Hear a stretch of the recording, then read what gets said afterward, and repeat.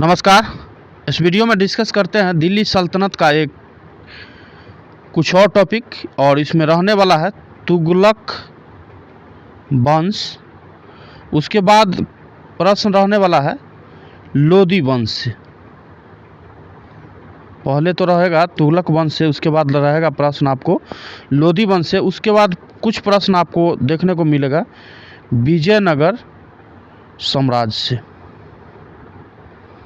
तो इस वीडियो में टोटल 3 टॉपिक से प्रश्न रहने वाला है। एक तो रहने वाला तुगलक वंश, और उसके बाद लोदी वंश, और उसके बाद विजयनगर साम्राज्य से। यानी कि ये तीनों टॉपिक से 2022 तक के एग्ज़ाम में यूपीएससी और पीसीएस के एग्ज़ाम में जो भी इम्पोर्टेंट क्वेश्चन बना है तीनों लेसन से, तुगलक वंश से, लोदी वंश से और विजयनगर साम्राज्य से, उस प्रश्नों का डिस्कस करते हैं। इससे पीछे हमने मध्यकालीन भारत जब स्टार्ट किया था तो उसमें हमने फर्स्ट मुस्लिम का भारत पे आक्रमण डिस्कस किया था। उसके बाद सेकंड टॉपिक हमने डिस्कस किया था दिल्ली सल्तनत के अंतर्गत पहले हमने गुलाम वंश का डिस्कस किया था, गुलाम वंश से संबंधित प्रश्नों का, और उसके बाद खिलजी वंश से संबंधित प्रश्नों का। तो इसका वीडियो आपको वीडियो के डिस्क्रिप्शन में मिल जाएगा। प्राचीन भारत हमने ख़त्म कर दिया, उसका प्लेलिस्ट आपको चैनल पे उपलब्ध है, और मॉडर्न हिस्ट्री भी समाप्त है, उसका भी प्लेलिस्ट चैनल पे अवेलेबल है।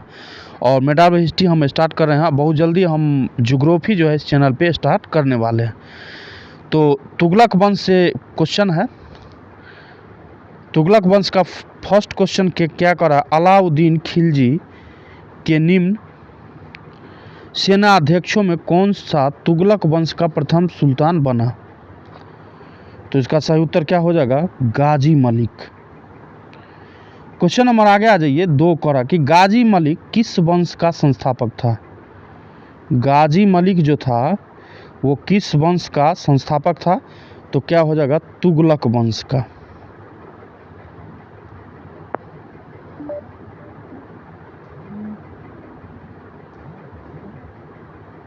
एक मिनट, क्वेश्चन नंबर 3 पे आ जाए।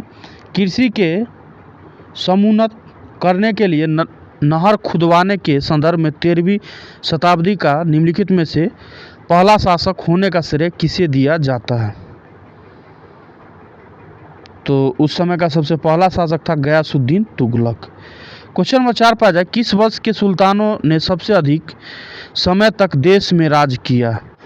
तो सबसे अधिक तक शासन जो करने वाला वंश है वो है तुगलक वंश। देखिए, खिलजी वंश का शासन रहा है, खिलजी वंश का रहा है 1206 से लेके 90 ईस्वी तक, 1290 तक।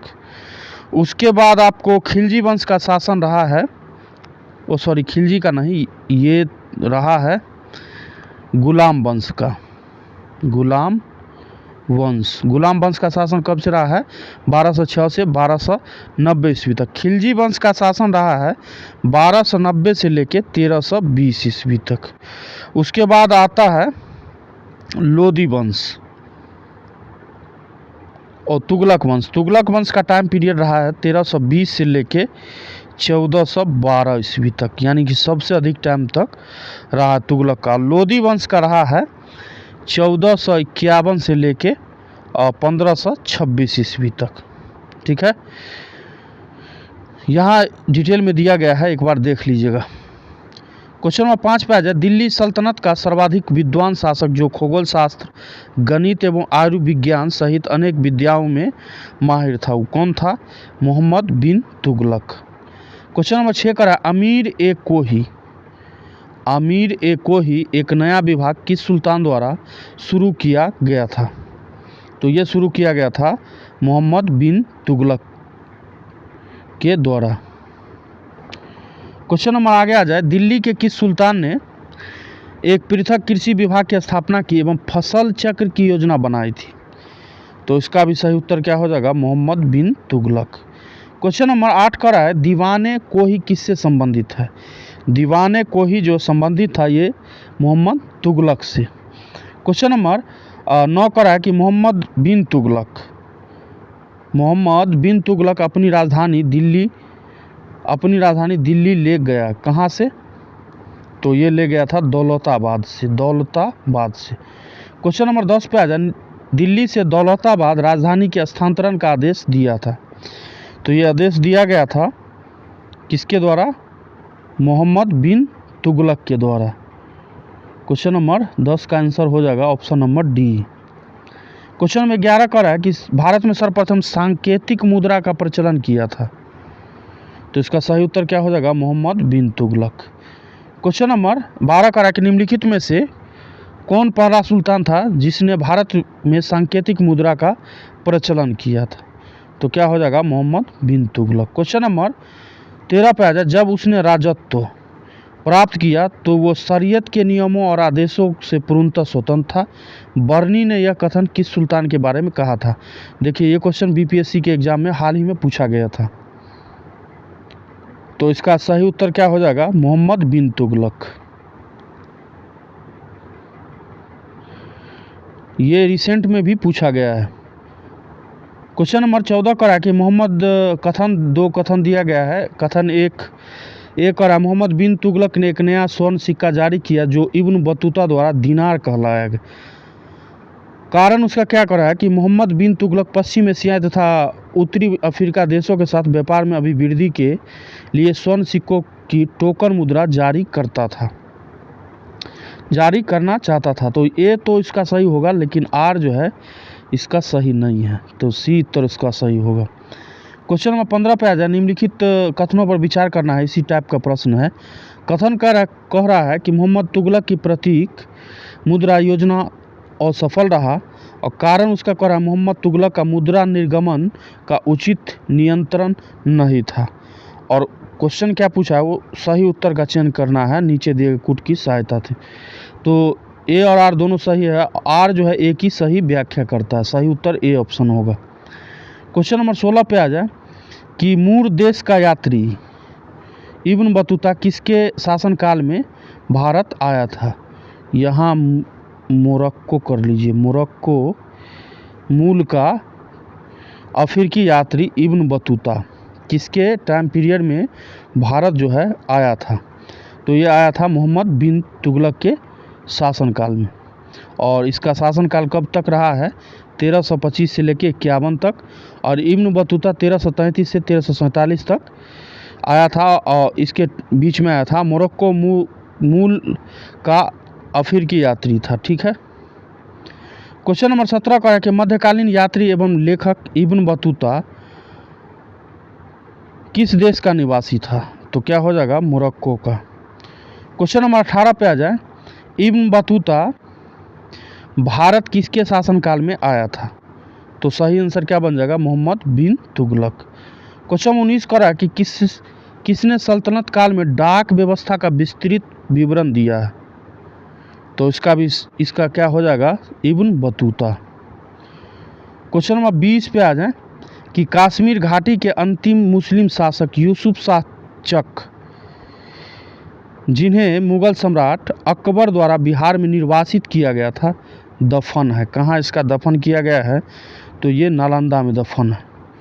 क्वेश्चन नंबर 21 पे आ जाए, होली त्यौहार के सार्वजनिक उत्सव में भाग लेने वाला दिल्ली का प्रथम सुल्तान कौन था? होली के त्यौहार में सार्वजनिक ढंग से उत्सव में भाग लेने वाला कौन सुल्तान था?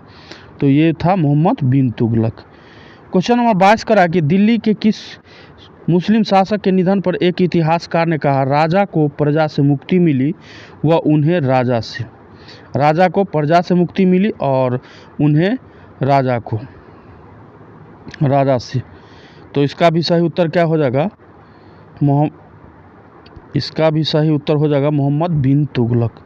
क्वेश्चन नंबर 23 पे आ जाए, इतिहासकार बंदायूनी ने किसकी मृत्यु पर कहा था सुल्तान को अपनी प्रजा से और प्रजा को सुल्तान से मुक्ति जो है मिल गया? तो इसका भी सही उत्तर क्या हो जाएगा? मोहम्मद बिन तुगलक। क्वेश्चन नंबर 24 करा कि निम्नलिखित में से किस सुल्तान ने बेरोजगारों को रोजगार दिलवाया था? यह भी क्वेश्चन बीपीएससी के रिसेंट एग्जाम में आई थिंक 67th पीटी के या 66 पीटी के एग्जाम में बीपीएससी में पूछा गया था। तो इसका सही उत्तर क्या हो जाएगा? बेरोजगारों को रोजगार दिया था फिरोज शाह तुगलक। या फिरोज तुगलक के नाम से जानते हैं। क्वेश्चन नंबर 25 का रहा है, बेरोजगारों को सहायता दिल्ली के निम्नलिखित सुल्तानों में से किसने रोजगार कार्यालय की स्थापना की थी? तो इसका सही उत्तर क्या हो जाएगा? फिरोज शाह तुगलक। क्वेश्चन नंबर 26 का रहा है कि दिल्ली का सुल्तान जो दान दक्षिणा के बारे में काफ़ी ध्यान रखता था, इसके लिए एक विभाग बनाया था, दीवान ए खैरात। ये भी क्वेश्चन बीपीएससी में हाल में पूछा गया, स्थापित किया था। दीवान ए खैरात नामक संस्था जो है स्थापित किया था और उस सुल्तान का नाम पूछा है, तो इसका सही उत्तर हो जाएगा फिरोज तुगलक। क्वेश्चन नंबर 27 पे आ जाए, निम्नलिखित में से किस सुल्तान ने दरबार में सबसे अधिक गुलाम थे? किसके दरबार में, किस सल्तनत काल के किस सुल्तान के दरबार में सबसे अधिक गुलाम रहा करते थे? तो इस प्रश्न का सही उत्तर क्या हो जाएगा? फिरोज तुगलक। क्वेश्चन नंबर 28 पे आ जाए, मध्यकालीन भारतीय राजाओं के संदर्भ में निम्नलिखित में से कौन सा कथन सही है? तो फिरोज तुगलक ने गुलामों का एक अलग विभाग जो है स्थापित किया था। इसमें सिर्फ 4 स्टेटमेंट जो है ये इसमें सही है।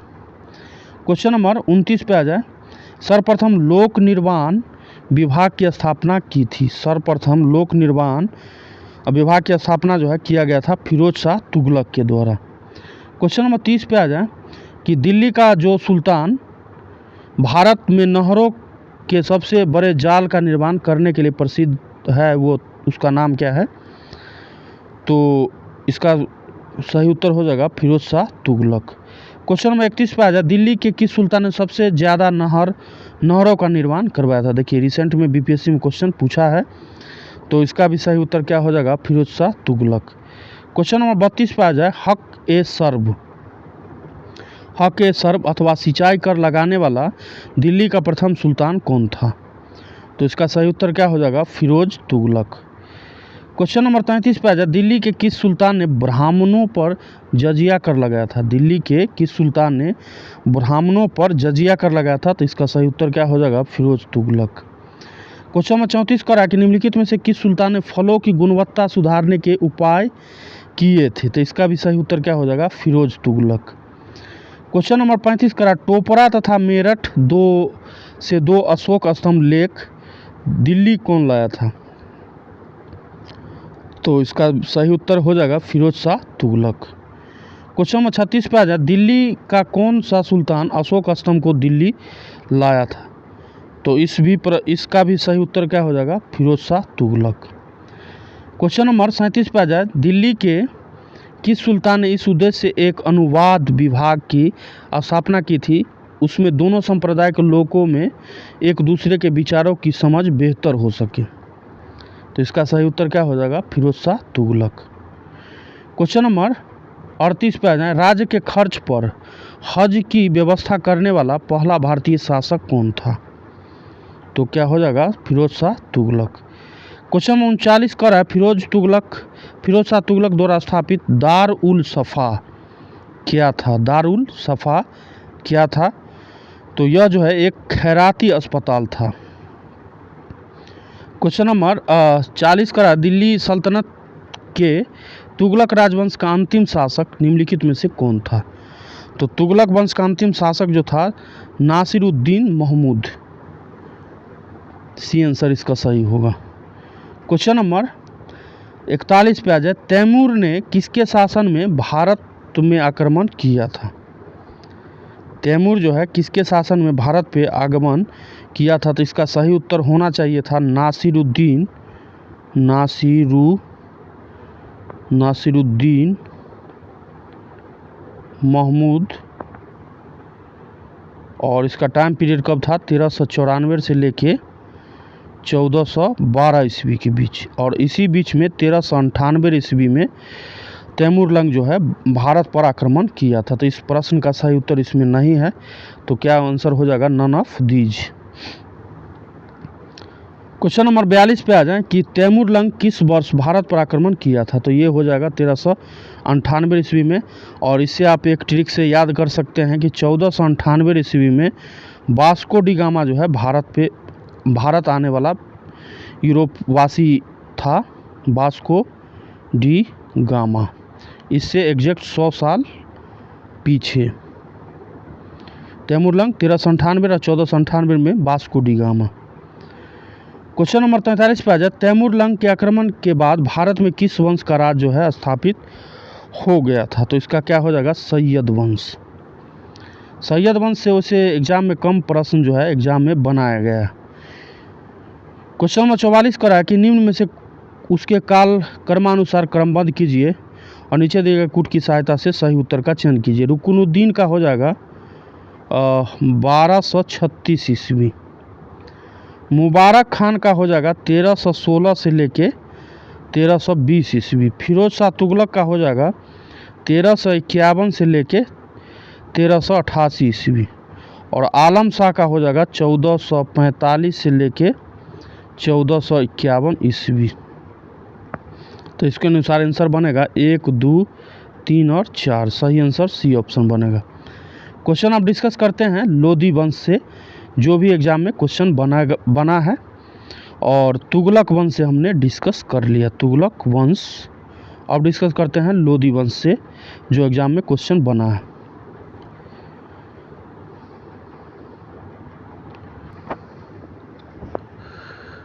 क्वेश्चन नंबर लोधी वंश का फर्स्ट क्वेश्चन है कि निम्नलिखित सल्तनत शासकों में से कौन अफगान मूल के थे? तो सही उत्तर इसका क्या हो जाएगा? लोधी। क्वेश्चन नंबर 2 पे आ जाए, दिल्ली की राजगद्दी पर अफगान शासकों के शासन का निम्नलिखित में से कौन सा सही कालानुक्रम? तो उसका सबसे पहले जो शासन किया है लोधी वंश में ये थे बहलोल लोधी या बहलाल लोधी भी बोलते हैं। उसके बाद किया है सिकंदर शाह इब्राहिम लोधी, लास्ट शासक था 1526 ईस्वी तक। तो सही उत्तर क्या हो जाएगा? C option. क्वेश्चन नंबर 3 का दिया गया चित्र किस लोधी सुल्तान से संबंधित और मानचित्र ए से चिन्हित स्थान किस नगर को निरूपित करता है?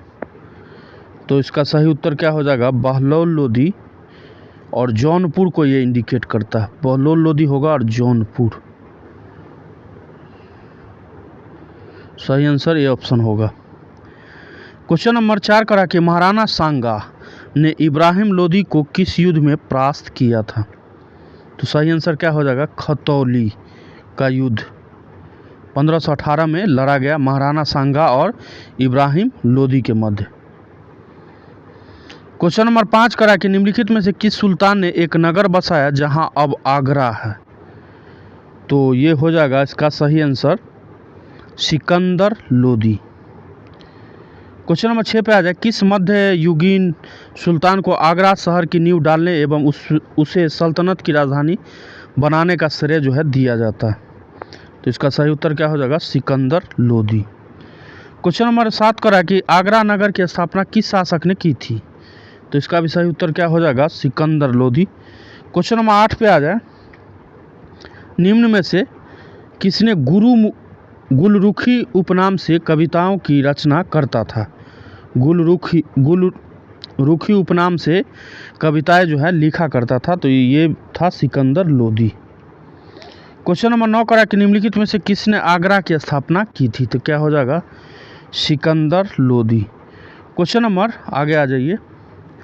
क्वेश्चन नंबर 10 करा कि निम्नलिखित सुल्तानों में से कौन अन्न के ऊपर कर समाप्त करने के लिए जाना जाता है?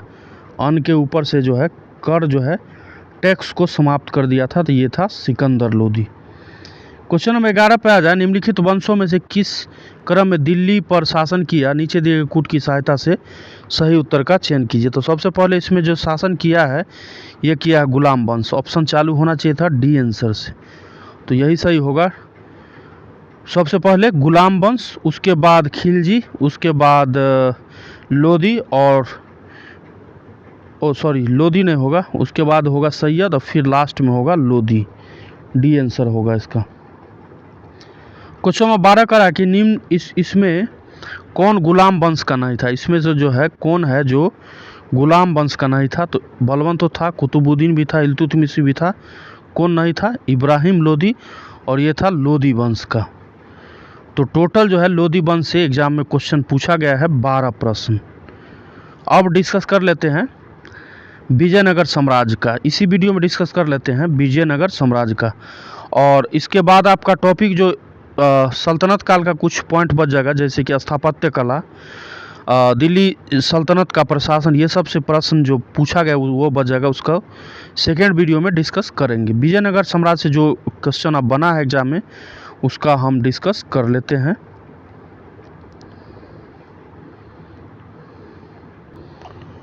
क्वेश्चन नंबर फर्स्ट करा कि विजयनगर राज्य की स्थापना की थी। विजयनगर राज्य की स्थापना किया गया था हरिहर और बुक्का के द्वारा। क्वेश्चन नंबर 2 करा विजयनगर राज्य के संस्थापक थे, तो क्या हो जाएगा हरिहर और बुक्का। क्वेश्चन नंबर 3 करा कि निम्नलिखित राज्यों में से 2 भाइयों हरिहर और बुक्का ने किसकी स्थापना की थी, तो क्या हो जाएगा सही उत्तर विजयनगर साम्राज्य की। क्वेश्चन नंबर 4 कह रहा है कि इनमें से किसने कृष्णा नदी की सहायक नदी के दक्षिण तट पर एक नए नगर की स्थापना की और उस देवता के प्रतिनिधि के रूप में अपने इस नए राज्य पर शासन करने का दायित्व, जिसके बारे में माना जाता था कि कृष्णा नदी से दक्षिण समस्त भूमि उस देवता की है, तो उसका क्या नाम है, तो इसका नाम है हरिहर प्रथम। क्वेश्चन नंबर 5 करा कि अपनी मधुरा विजय कीर्ति में अपने पति के विजय अभियानों का वर्णन करने वाली कवित्री कौन थी, तो ये कवित्री थी गंगा देवी। क्वेश्चन नंबर 6 पे आ जाए, विजयनगर के उस पहले शासक की पहचान करें जिसने बहमनियों से गोवा छीना था, तो इसका सही आंसर क्या हो जाएगा हरिहर सेकेंड। क्वेश्चन नंबर 7 पे आ जाए, निम्नलिखित कथनों पर विचार करना है और उपयुक्त में से कौन सा सही है इसका चयन करना है। तो नरसिंह सालुब ने संगम वंश का अंत किया और उसने राज सिंहासन छीनकर सालुब वंश जो है स्टार्ट किया था, सही है। वीर नरसिंह ने अंतिम सालुब शासक को गद्दी से उतारकर राज सिंहासन छीना, यह भी सही है। वीर नरसिंह के उत्तरवर्ती उनके अनुज कृष्णदेव राय थे, ये भी सही है। कृष्णदेव राय के उत्तरवर्ती उसके अर्ध भाई अच्युत देव राय थे, ये भी सही है। तो सही आंसर क्या बन जाएगा, सभी स्टेटमेंट इसका सही है। क्वेश्चन नंबर 8 पे आ जाए, विजयनगर के राजा कृष्णदेव राय ने गोलकुंडा का युद्ध किस राजा के साथ लड़ा था, तो गोलकुंडा का युद्ध जो हुआ है कुली कुतुब शाह के साथ हुआ। क्वेश्चन नंबर 9 कह रहा है कृष्णदेव राय के दरबार में अष्टदिग्गज कौन थे। अष्टदिग्गज जो थे ये थे 8 तेलुगु कवि को अष्टदिग्गज के नाम से जानते हैं। क्वेश्चन नंबर 10 पे आ जाए, इनमें से किसने आंध्र भोज भी कहा जाता है, इसमें से किसे आंध्र भोज के नाम से भी जाना जाता है, तो क्या हो जाएगा कृष्णदेव राय को। क्वेश्चन नंबर 11 पे आ जाए, अष्टदिग्गज किस राजा से संबंधित है। अष्टदिग्गज जो है ये संबंधित है कृष्णदेव राय से संबंधित, बी आंसर सही है। क्वेश्चन नंबर 11 पे हो गया। क्वेश्चन नंबर 12 पे आ जाए, प्रसिद्ध विजयनगर शासक कृष्णदेव राय के अधीन किस साहित्य का स्वर्ण युग था, तो ये था तेलुगु का। क्वेश्चन नंबर 13 करा कृष्णदेव राय ने किस नगर की स्थापना की थी, तो सही आंसर क्या हो जाएगा नागलपुर। क्वेश्चन नंबर 14 करा कि निम्न कथनों पर विचार कीजिए और नीचे दिए गए कूट की सहायता से सही उत्तर का चयन करना है। तो विजयनगर के शासक कृष्णदेव राय ने अमुक्त माल्यद ग्रंथ की रचना की, सही है। और कृष्णदेव राय को आंध्र भोज के नाम से भी जाना जाता है, ये भी सही है। 2 स्टेटमेंट इसका सही होगा, तीसरा सही नहीं होगा। क्वेश्चन नंबर आगे आ जाइए, विजयनगर का प्रसिद्ध हजारा मंदिर किसके शासनकाल में निर्मित हुआ था, तो इसका सही उत्तर हो जाएगा कृष्णदेव राय।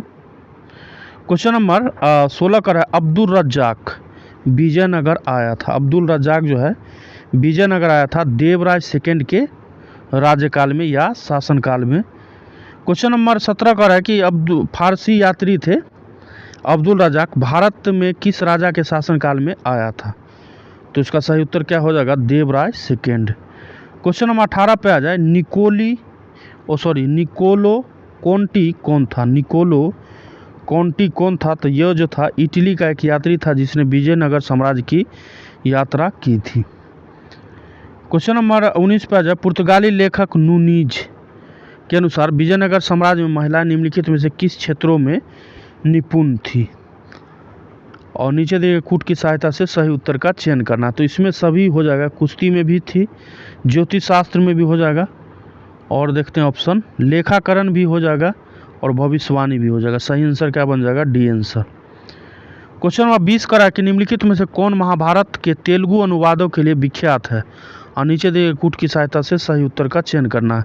तो एक तो हो जाएगा नयन नन्य और एक हो जाएगा टिक्कन। सी आंसर इसका बनेगा। 3 और 4 उत्तर सही है। क्वेश्चन में 21 करा, वैदिक ग्रंथों के भाष्यकार सायन को आश्रय प्राप्त था। तो आश्रय जो प्राप्त था विजयनगर के राजाओं का।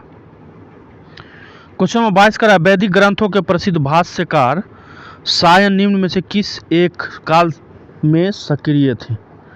तो क्या हो जाएगा? विजयनगर साम्राज्य, विजयनगर के टाइम पे राज्यकाल। तो इसका सही उत्तर क्या हो जाएगा? D answer. क्वेश्चन में 23 पे आ जाए, निम्नलिखित में से किसने राज्यरोहण को अब 500 बरस गुजर गए हैं? किसके राज्यरोहण को 500 बरस गुजर गए हैं? तो क्या हो जाएगा? विजय कृष्णदेव राय। सेकेंड आंसर बनेगा। क्वेश्चन नंबर 24 करा, 1565 में कौन सा प्रसिद्ध युद्ध हुआ? तो 1565 में युद्ध हुआ है तालीकोटा का युद्ध। इसको डिटेल में एक बार देख लीजिएगा। क्वेश्चन नंबर 25 करा, सन 1565 में कौन सा प्रसिद्ध युद्ध हुआ था? तो क्या हो जाएगा? तालीकोटा का युद्ध। क्वेश्चन नंबर 26 पे आ जाए, तालीकोटा का युद्ध लड़ा गया था। तालीकोटा का युद्ध जो है लड़ा गया था, तो ये विजयनगर और बीजापुर, अहमदनगर और गोलकुंडा के संयुक्त सेनाओं के बीच हुआ था। क्वेश्चन नंबर 27 का रहा है, तालीकोटा का युद्ध हुआ था। तो तालीकोटा का युद्ध कब हुआ? 1565 ईस्वी में। क्वेश्चन नंबर 28 पे आ जाए, जब राजा वोडियार ने मैसूर राज्य की स्थापना की तब विजयनगर साम्राज्य का शासक कौन था? तो सही उत्तर क्या हो जाएगा? वेंकट सेकेंड। क्वेश्चन नंबर 29 का रहा, विजयनगर साम्राज्य की वित्तीय व्यवस्था की मुख्य विशेषता क्या थी?